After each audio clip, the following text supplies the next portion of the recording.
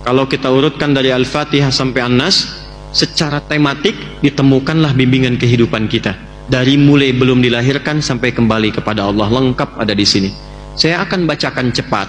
Anda tidak perlu menulis. Karena ini direkam, nanti Anda bisa lihat dari rekamannya lagi. Contoh, saya agak cepat.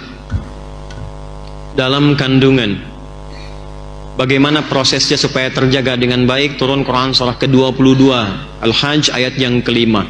Didetilkan di Quran surah ke-23 misalnya ayat 11 sampai dengan 13-nya. Doa apa yang bisa dibacakan oleh perempuan yang sedang mengandung supaya kandungan nanti terlahir dalam keadaan baik, anaknya saleh? Muncul Quran surah ke-7 Al-A'raf ayat 189.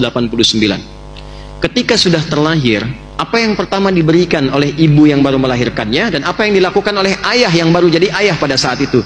Turun Quran surah kedua ayat 233. Diberikan ASI optimal sampai 2 tahun. Kalau sudah diberikan ASI usia 2 tahun sampai menjelang baligh, apa tuntunan yang menjadikan anak itu supaya dekat dengan Allah, taat pada orang tuanya, bisa baik dengan lingkungan? Turun Quran surah 31 ayat 13 sampai dengan 19. Dia mulai belajar bagaimana tipikal belajar yang ideal supaya ilmunya juga meningkat, pintar, imannya tetap terjaga kuat.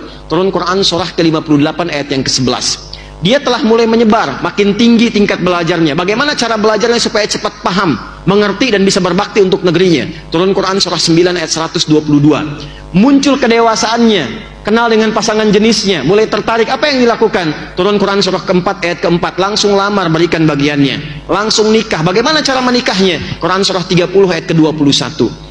Terjadi pernikahan, apa yang menjadi hak dan kewajiban suami istri supaya paham apa yang dilakukan? Turun Quran surah keempat ayat 34. Apa tugasnya suami? Dasarnya mencari nafkah. Turun Quran surah kedua ayat 168 yang standar. Kalau ingin cepat, turun Quran surah kedua ayat 172. Kadang belum berangkat, rezekinya sudah menunggu. Quran surah ke-7 ayat ke-96. Dalam pencarian nafkah itu kadang tidak sedikit singgungannya, akan muncul ujian-ujian. Pelajari kaidah dasarnya, ujian Quran surah kedua ayat 214. Rinciannya Quran surah kedua ayat 155 sampai 157. Solusinya ditemukan di Quran surah ketiga ayat 142. Tantangannya kadang ada yang ingin menyingkirkan, gak mau Anda yang maju, harus yang lain yang unggul. Bagaimana cara amalan kita mendekat kepada Allah supaya dilindungi? Majunya baik, diselesaikan solusi dengan baik, dilindungi oleh Allah. Turun amalan Quran surah ke-17 di ayat 79 sampai dengan 81.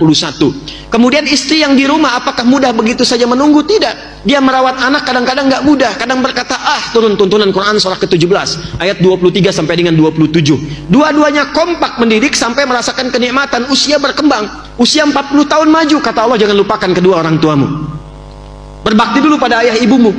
Kalau ada harta yang kau dapatkan kesuksesan di rumahmu, perhatikan bapak ibumu. Turun Quran surah ke-46 ayat yang ke-15. Kalau belum sadar, ingat ibu yang melahirkanmu, merawatmu, mendidikmu. Jangan cepat marah kepada kedua orang tuamu. Baktikan sempurna, engkau sukses sekarang. Turun Quran surah ke-31 ayat yang ke-14. Kemudian dia naik lagi, harta mulai banyak. Mulai berbagi, berikan haknya. Lihat keluargamu sekitaran. Kamu punya adik, kamu punya kakak. Lihat, mungkin anaknya nggak sekolah. Mungkin adik kamu itu punya anak-anaknya perlu kekurangan, perlu bantuan. Maka mulai ada skema infak dengan 5 bagian utama. Quran surah kedua ayat 215.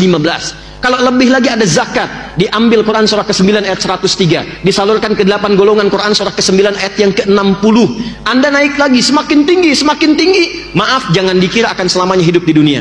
Pada akhirnya akan kembali seperti masa kecil ya. Quran surah ke-22 ayat yang ke-5. Kemudian setelah itu datang kematian, dimulai dengan maut. Quran surah ke-3 ayat 185. Yang bawa mautnya malakul maut. Quran surah ke-32 ayat yang ke-11. Cara ngambilnya kalau ingin tenang, Quran surah ke-89 ayat 27 sampai dengan ayat yang ke-30.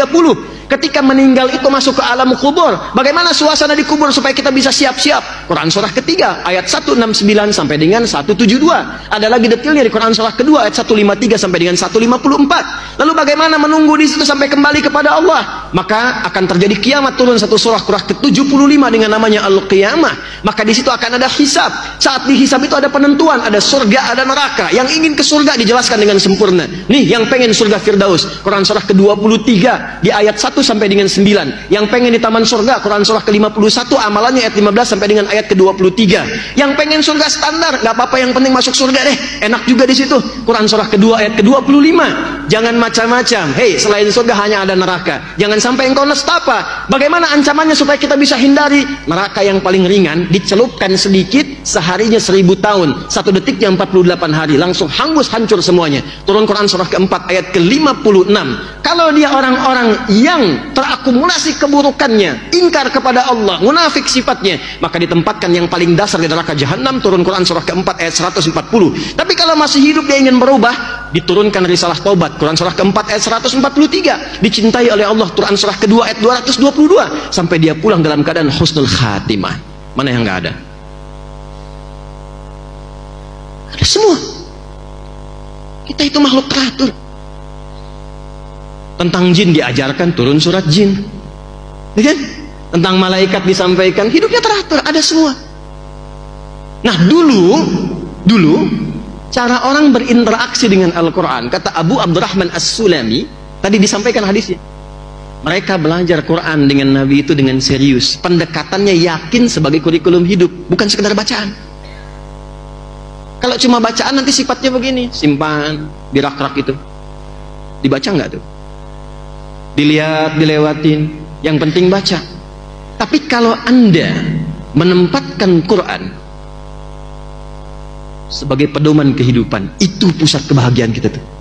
Itu kunci kesuksesan kita tuh. Petunjuknya ada di situ. Maka demi Allah, setiap apa yang kita kerjakan, kita buru pedoman itu untuk kita lihat pedomannya bagaimana.